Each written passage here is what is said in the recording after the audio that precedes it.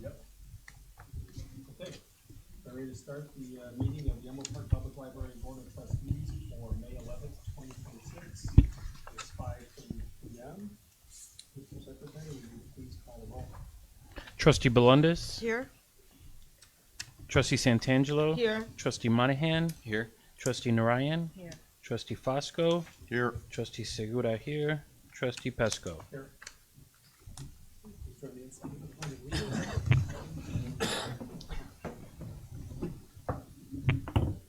Pledge of allegiance to the flag of the United States of America and to the republic for which it stands, one nation, under God, indivisible, with liberty and justice for all. Right, our account balances today, total cash on hand is $570,094. The fiscal year 2025-2026 expenditures to date are $2,423,307. On our consent agenda tonight is the approval of the April 13th, 2026 board meeting minutes, the approval of payroll for April 2026, for May 2026, approval of the medical insurance, the acknowledgement of the treasurer's report, the approval of the IMRF payment for April 2026, and the approval of the general fund disbursements for April 2026. Do I have a motion to accept the consent agenda as presented? So moved. Trustee Fosco, do I have I'll a second. Trustee Narayan. Any comments, questions, discussion?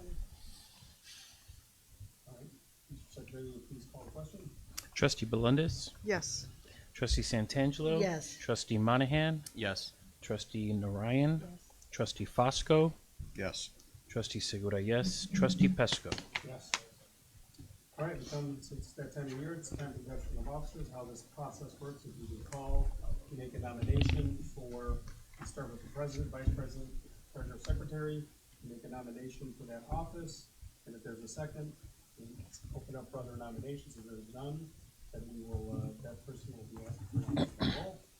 If there's more than one nomination, we will pass out ballots for people to vote on those nominations. So I will accept nominations for president. Make a motion to nominate Chris Pesco as president. I'll I second. Seconded by trustee Segura. Any other nominations for president? Okay, I'll accept. And nominations for vice president, I'd like to nominate trustee Segura for that. I'll second it. Seconded by Fosco. Any other nominations for vice president? Do you accept, trustee Segura? I do. For treasurer, we have a nomination for treasurer. I would like to nominate Paul Melendez. I'll second.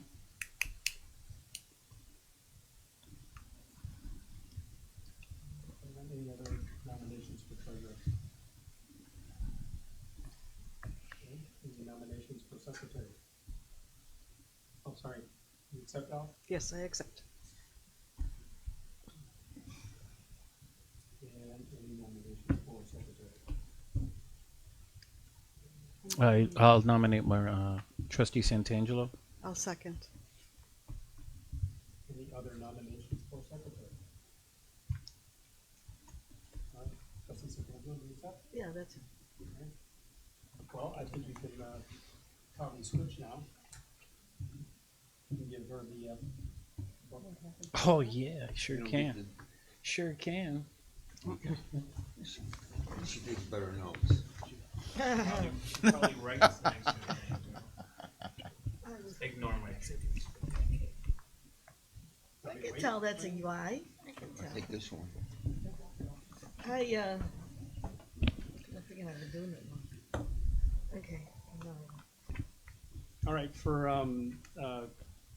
committees, trustee Belinda, since you are the treasurer, congratulations. I would like you to continue to chair the finance, backed up by trustee Segura and trustee Fosco.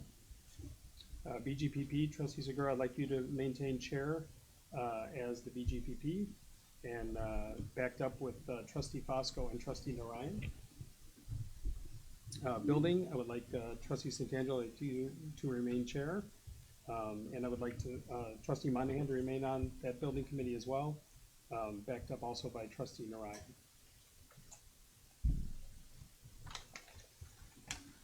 All right. Take Takes care of the committees. Thanks. Board correspondence and public communication. So we did get, hopefully you all read the note from Meredith Zanani. Thank you. And you had it all in your mailbox. Hopefully you received that. Any other correspondence for us, Madam Secretary or Mr. Former Secretary? There was no correspondence. Okay, moving on to public participation. You have the list over there too? Is there a list over there? Let's see. Oh, you grabbed it? Oh, it's here. Okay, Mr. Gastola. Hello, I'm Kevin Gastola, the editor of the local newsletter, the Elmwood Park Advocate. Also, I'm a resident and a dad of a toddler who frequently visits the library here often. I oppose cutting weekday hours in the evenings, especially these cuts are going to happen without opening 2 or 3 hours earlier on Sundays. This is some of the feedback that we've received from several residents. Everything about this vote is confusing to me. Its timing, the reasoning, the data that supposedly supports reducing hours, and the contradictory arguments made by the library director for cutting hours. On one hand, there appears to be concern that the village will not be satisfied until the library takes steps to tighten its belt. That strongly suggests that the cuts to hours are the first of many cuts that may be proposed and backed by this library board. On the other hand, the community is also told by the library director, we don't need proactive cuts. We need to see where we can save our cash during this temporary situation. The library showed incredible growth over 3 years. We're not in a crisis. We're managing Cook County's tax distribution delays. So if this is temporary, why can't the village help the library deal with the cash flow problem so that residents may continue to use its resources and services between 8 and 9 p.m.? Or are the library trustees, as well as the library director, just a little too timid when it comes to being stewards of this library that this community needs? Much like the decision to force the newsletter to pay a meeting room fee, which was abandoned, this does not seem like it's well conceived at all. I'm not going to stand here and make the case for keeping the library open between 8 to 9 p.m. That's not how this should work. You all should put forward clear and consistent justifications for making cuts, and absent such justifications, the vote should be indefinitely postponed. I'm told by the library director that information often gets fragmented across different sources, board meetings, emails, social media, secondhand accounts, and that creates misinformation, which means then we have false narratives. And then the community doesn't really understand what's going on, like with cutting library hours. Not only is that somewhat insulting to residents, like do you think everyone who has strong opinions about the library is stupid, but it also misses the reality that the information is fragmented because it has been shared with the community in fragments. And the Elmwood Park Advocate has attempted to provide to its small audience, but growing audience, a public service by trying to decipher what all of these fragments might mean, especially in tumultuous times in which we live. This library board should be preserving, not cutting hours. They should be seeking ways to expand hours for working families. You know, the ones you invoked were introducing paid time off for library staff last month. And if you really care about working people and they're not just props for you to push your politics, then think about them before voting to cut library hours. Okay. Anybody else? Okay, moving on. We're going to have a special recognition honoring Helen Gellis for her 107th birthday, but I think she's coming at 6, so we will delay this. We need a motion to do that. I make that motion. Yeah. Okay. Mr. Dura, any second? Second by Trustee Ryan. All those in favor to move this to the end, if they show up, say aye. Aye. Aye. All opposed? Motion passes. Right, on to the library director's report. Okay, comes at a perfect time. In your book, you would notice that we are going to move forward with a community voice dashboard on our website that will address all the issues that go on within the village regarding the library, at the meetings, and any emails that are sent out. And it's going to include the most important thing, frequently asked questions, and transparent data. The whole point is make sure that whoever is reading it will understand it, and it'll include 100% of the data. And why I created it is public institutions should be transparent and accessible. We recognize that the residents encounter fragmented information about library decisions through various sources, and it's already been repeated. I think it's a great idea. I think it's something that addresses everything that goes on at the library. And when you deal with facts and data, I don't have a problem with it. Our data is all accessible and everything. Regarding, at this point, so what will be included, for example, is, we're gonna make a website announcement about the dashboard, and then included in that is about 6 or 7 items that we're gonna address. We're gonna talk about the tax levy, we're gonna talk about the budget, we're gonna talk about programming, we're gonna talk about all the issues at hand that we've been talking about for the last 3 years. We're gonna talk about the questions that are being asked. We're gonna address every issue. We're gonna give opportunity for feedback and questions. In my 4 years, I've gotten very few questions. Recently, I did get some questions from the editor, but other than that, it's been minimum. My concern is, for example, I'll address the issue right now about the financials.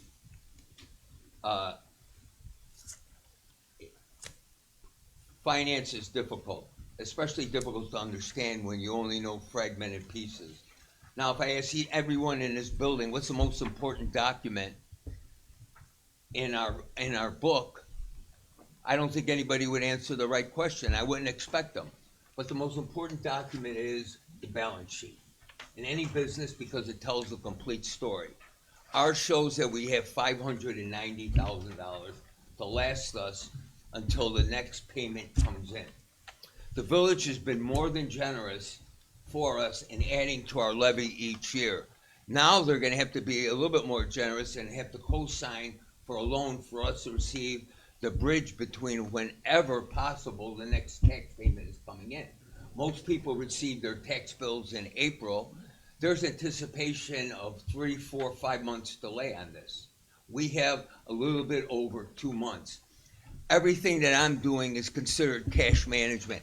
I don't have to hire, like some library, financial management people to come in. I understand the cash flow importance, and that's what I'm trying to do. $20,000 for us is not based on saving $20,000. If you look at the information in the book here, I go through 5 different scenarios to come up with a decision to reduce the library by 1 hour. 2.6% of the demand happens between 8 and 9 o'clock. And this is a survey of over 6,000 people. I have a cheat sheet here that you could read it on. So we looked at it at different ways. So the first one, we see that 91% of our demand is until 5 o'clock. Now, increasing hours on a Sunday, I know it's very difficult with religious people opening up. No other library is open. One other library, I believe, is open up at noon. In category 2, if we look at our evening programs, only 2 programs exceed past 8 o'clock. And trivia, we surveyed them. The survey came out positive. No problems changing the time. We had a pushback from one individual. That person claimed it was the traffic because the person's coming from a western suburb. So that would be understandable. The savings, as I said, the savings are the savings that could be redistributed into programming or whatever is needed. I mean, right now, we're 100,000 away from any catastrophe that could happen with the furnace, with the roof, with anything that goes on. The important thing is let's take a look at the libraries around us. We're still open longer than any other library. They're closing River Grove, Schiller Park, Franklin Park, they're closing at 8 o'clock. We're still gonna be open up 65 hours, which is more than anybody, and you'll see how we compare on that to other libraries. Alright, so, I mean, this survey was based on 6,000 questions. 6,000 references where we measured how many questions get asked by hour. So it's in detail and it's clearly stated the outcome in each of the scenario. Any questions? I think we'll keep those in, we have a discussion. Okay. There were other things on the director's report, talk about the dashboard, vacation time, did you want to talk about that? On the vacation time, you know, I think it's more of a general subject. If you have any questions about something that you really are not quite sure of, bring it up to me. At least that you'll have the answer before you ask a question and not have the right information or a different question. You know, the question came up last month about vacation time by librarians.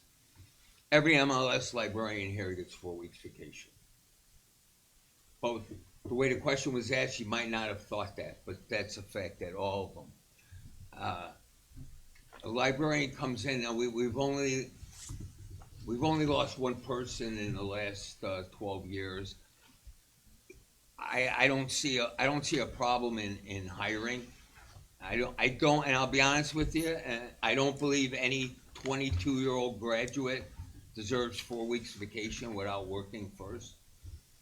You know, there's, I believe 1.2 million businesses compared for every library, and I believe a majority of those $1 million businesses don't give 4 weeks vacation. And I don't think too many people in Elmwood Park get 4 weeks vacation. A few other things in the next month, we'll be rolling out Voices of Elmwood Park, which Helen will be one of our first. Hopefully we get a good enough interview. We went out, we interviewed her at her home. We supplied her with a microphone to tell us stories. Our original person, Joe Viola, was ill. He couldn't make it, but we plan to interview him as part of his ongoing history. Regarding the setback on the building fund, the building meeting, I'm waiting for the renderings. I want you to visually see what's gonna be done. I mean, you can look at architectural plans and everything, but I think until you see exactly what we're doing. Once we complete that, which is just expanding the imaginary room and the children's room, this room will be more available. Right now, in a given month, it's unoccupied about 7 times a month after 5 o'clock. So that's basically out of 22 days a month. So this room will be more available. Anything else? That is it. I just have one comment about your director's report, or one request that you not have any more 5-page deranged notes about questions that I didn't ask. I had no proposals to change the personnel policy. You proposed it. I voted against You know it. what? I don't have any questions. My only concern was what you just said again now. MLS librarians get 4 weeks vacation that work here now. A new hire would not. The policy is not clear. Okay, you're right. Our attorney has pointed out the same thing. The problem with the policy, it says it's up to your discretion. There is no official, if you are a degreed librarian or you have 4 years of experience, then you automatically get 4 weeks. It's not in there. It's unclear.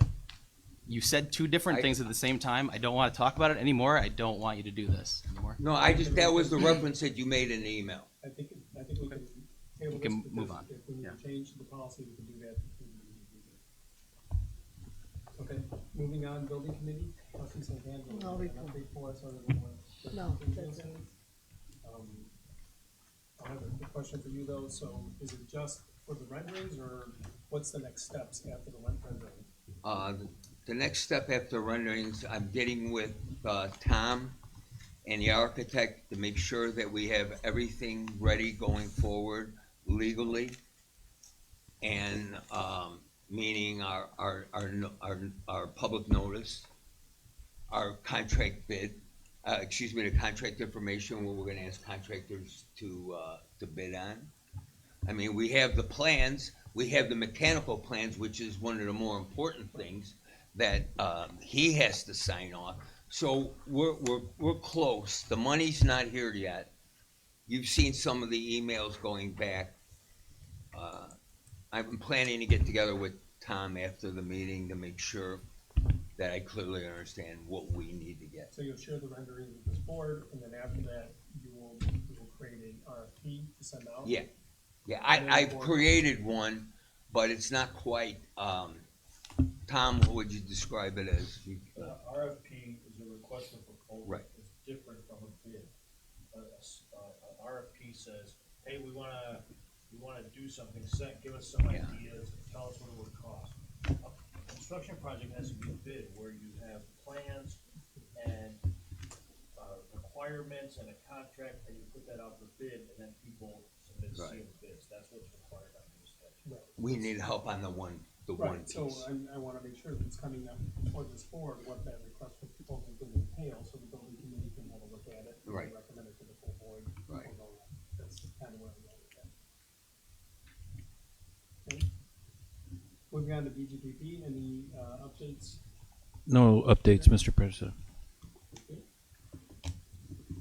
Finance committee, do I have a motion to approve the 2026-2027 levy and appropriation request to the village as brought by the finance committee? I'll make the motion. Trustee Belonte, do I have a second? I'll second. Seconded by trustee Segura. Okay, any discussion on that? Again, it's the request to the village, it will be changed by the village before it comes back. And as noted in the, agenda, the final authorization doesn't come until they're done with their portion, and then it comes back to us after they do their final authorization for the levy appropriation. Any other discussions on the budget? Okay, would you, Ms. Secretary, would you call the question? Sure. Trustee Belandis? Yes. Trustee Santanzo, yes. Trustee Monahan? Yes. Trustee Narayan? Yes. Trustee Fosco? Yes. Trustee Segura? Yes. And Trustee Pesco? Yes. Motion carries. Moving on to unfinished business, do we have a motion to adjust the closing time for the library from 9 PM to 8 PM, Monday through Thursday? I'll make the motion. Trustee Belonte, do I have a second? I'll second. So good, now some discussion. Any discussion? I'll start. Okay, so I am genuinely unclear about this. If we are cutting the hours by 4 hours a week, you're saying we're gonna save $39,427 estimated. Right. But when we added 4 hours for Fridays, we didn't incur any cost. Right. Cause hours got Can- adjusted, how do- fixed costs got hours adjusted. So are we cutting Full-time staff? people, my work started at 9 o'clock on a Monday, now they started at 1. Same thing, the hours just got adjusted on the full-time people, So what is this savings coming part-time from? people. Positions Yeah, eliminated part-time or hours? Hours.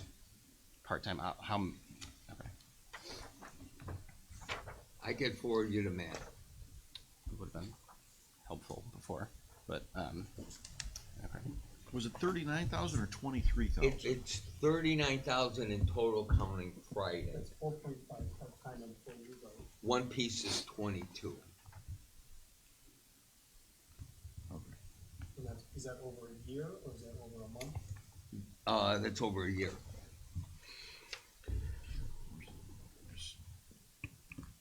So as far as our run rate, that would be. Right, if you look at it, I think at $23 an hour, if I remember. You can multiply the hours by 52 and divide it into the total and get the amount of the hourly rate, which is about $23. Loaded rate.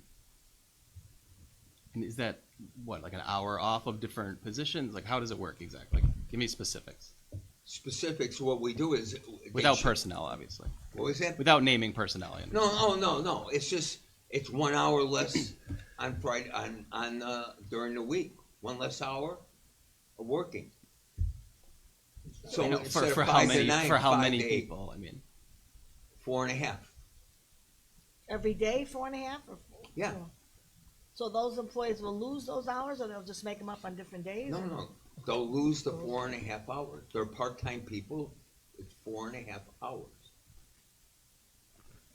that's what I'm still not understanding. How many people? 4.5, 4.5 people. You're Right. saying 4.5 people. right. Who is the 0.5 person? What do you mean? How many The individual? 4.5, the reason they have is to adjust for if somebody is sick, can't come in, or something on that order.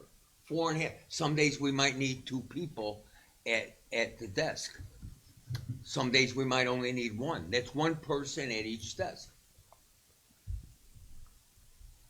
So we're getting 2.5 assistants. There's, first of all, there's circulation, there's adult, And it's there's just- youth, and there's the gaming lounge. So 4 people. That's 4. It's 4, and then the half is for sick time. The half could be 2 people normally at the desk up here.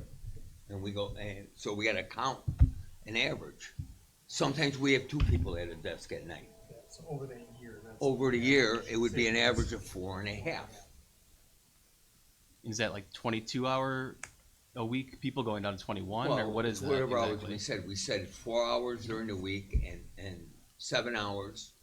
I mean, of the positions, there are positions with defined hours, right? Like somebody work 25 hours a week? Right. So So that it's the that person position's going working to the 24. service I'm desk saying. upstairs, Yeah. service desk here, circulation desk, and the gaming lounge. 4 people. Okay, so you're saying it's split amongst the pool of the entire staff. Right, but it eliminates 4 hours. I get that. I understand. Well, that. you're asking the same question. I mean, No, he's asking No, for- I'm he's asking- it with- you're referring Can you to head clarify count. what I'm saying, maybe? Yeah, no, one's head count, the other's hours. I see what you're saying, with the Yeah. hours, it's, right, it's 1 hour per day, so it's 4 hours. It's 4 hours. Per week, right, so that's off of each person that's there, right, right? So if there's 4, let's take out the half for now, right, so it's 4 people. okay, 4 people. Right, 4 times, 16 hours, you're saving cost. Mm-hmm. But for the people to work, for people, I'm sorry, for part-time people, they have to work 25 hours, right? No, part-time people have to work anywhere from 12 To 25, okay. Right, so they're part-time people, so Right. they would just. they So would if they're lose those losing 2 right. hours that week, Right. okay. So 12 to 25. So if that means you have 1 less part-timer that you have to keep on staff for that, then you save that 1 part-time person, and then the other people get that. And sometimes you get that through attrition, I would think. Yeah. Yeah, school, whatever. We have people here working that go to school. That's all stuff. So you have more questions about? I mean, that's my main question, trying to make sense of that. I guess my concern and why I don't think it's a good idea is I feel like there should be more evening programs. That's my opinion. That 7 o'clock is a time that program should start up until 8:30. I think attendance would be better. I think the summer at 8 o'clock, the sun is still up. It's like, does not feel late to be closing. Yeah, I think sorry to say, we have like $60,000 in legal fees. So if we're saving $40,000, I feel like there's better ways to save money. I don't see a justification for cutting the hours. I think it's ill-advised and short-sighted. Any other thoughts on it? Mike, I hear what you're saying on the summer hours, you know, with the sun going down later. I feel like we should continue to monitor the foot traffic as the weather warms up, and if we see that there's a need to change back the hours, I think that could be put on the table, right? Like we may be setting this now, but there's nothing against us being able to change this in the future, right? Like we can decide that as a board. So I understand the need to do it now. Nothing is permanent. Exactly. We're So, ever evolving, improving. That's the whole part of what I've been saying for 4 years, the quality improvement process. Right now, we're in a cash difficult situation. And let's look where we could save a little bit of money for now, and we could address it. I don't know, one comment was, open up longer on Sundays. I don't know if that one would go, but, I think you we know. just I think we just need to make sure that we're um, keeping track of our foot traffic coming in, right? well, we did make amends on that because we've, I don't know if it's been installed yet, but we have a counter Fantastic. that will count. I just one question. Is it that people are not coming between 8 and 9, or people walk in at 6 and stay till 9? No. There's nobody here between 8 and 9? There's not, we did take a survey of the people after 6 for 7 days. Okay, There wasn't a lot of people, the survey results, from 8 to 9. yeah. But that was questions asked at the desk, not someone who's just here. It was be as they clear. came in, they were given a survey. A survey saying what? Are you? We surveyed the people that are coming in here, what they thought. What does that mean?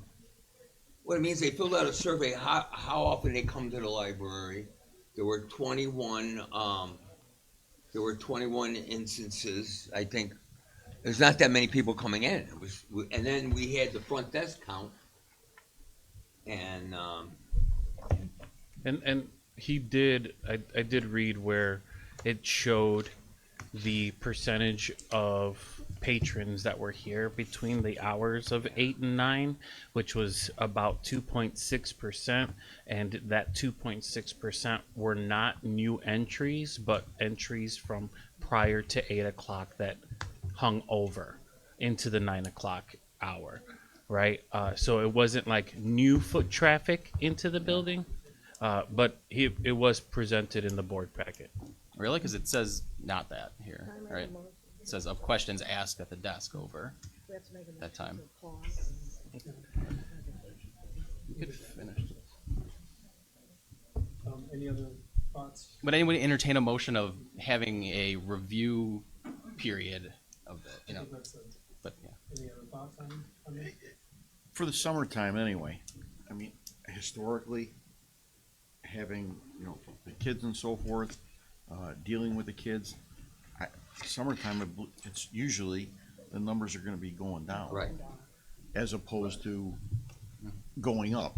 During school, I could see it. I think for the summertime anyway, I would like to see it, and then I would like to revisit the numbers.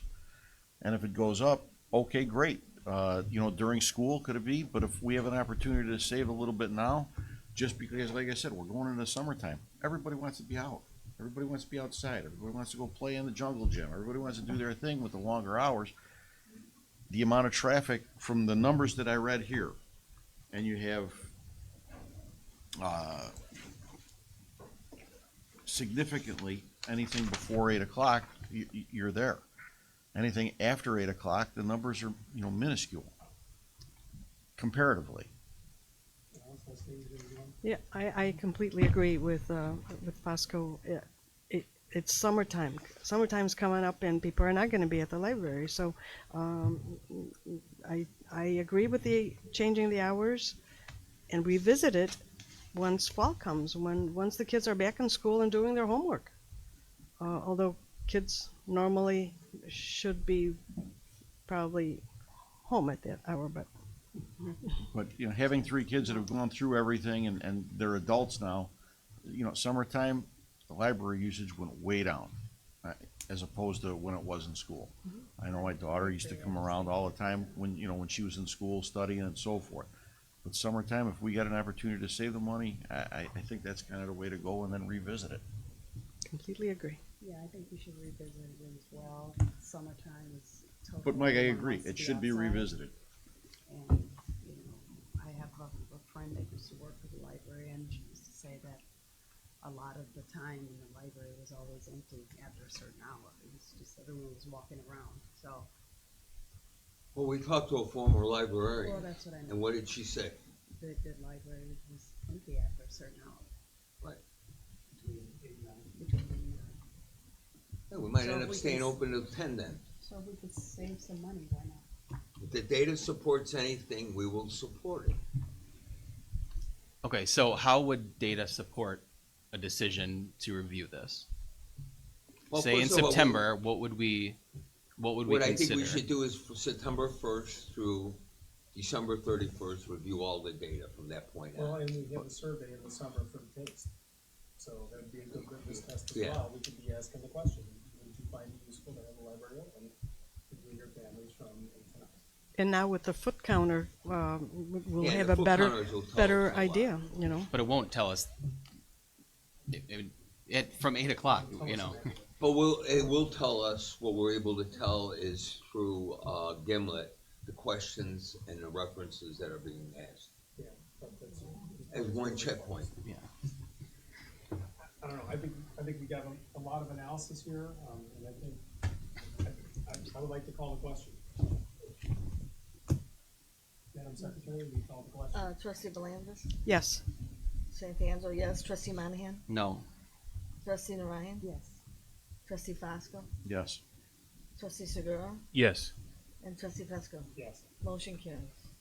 All right, moving on, having there no need for an executive session tonight, I think we can move to the last item on our agenda tonight, and that's the honoring of Ellen Gillis on her 107th birthday celebration.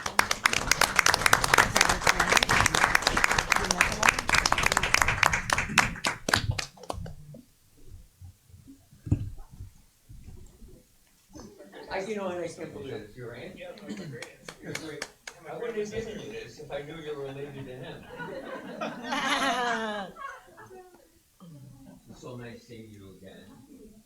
I really appreciate the time that I spent with you. And I hope we could get some of your stories about this beautiful village. Sure, but I have a little token and we're gonna have cake and coffee and we have a little plaque for you to have. And Brandon, can you take some pictures? We're gonna take some pictures of you and your family. I told you, remember the last thing I told you, when the Greek restaurant opens up on North Avenue, your grandnephew and I will take you there. Okay? All right, then, thank you very much.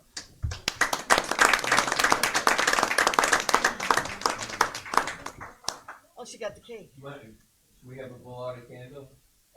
Yeah. Yeah, we're gonna light it.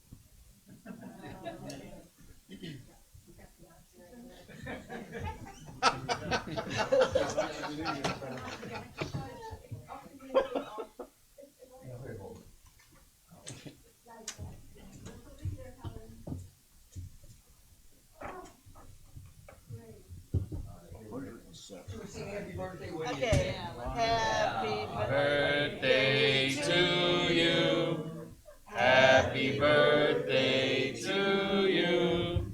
Happy birthday, dear Helen. Happy birthday to you.